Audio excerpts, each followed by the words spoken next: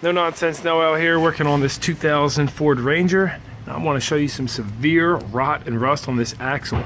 Now the frame itself on this truck is actually not that rusted. It's actually pretty decent, nothing too crazy.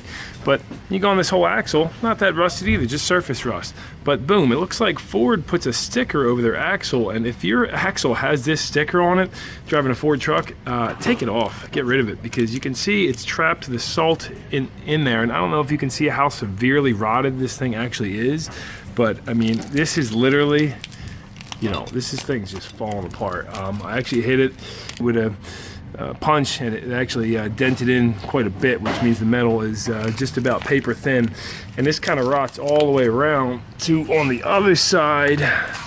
Right here you can see, well, look at that. I think the major flaw here is, yeah, they put it over non-painted metal. So the salt got onto there, and then it just stays in there, because you can see that bare metal right there. But anyway, I just wanted to make this video because if you have a Ford truck, check it out. If you have an axle sticker like that, get rid of it. You can't hold the salt in there. It's going to rot it out.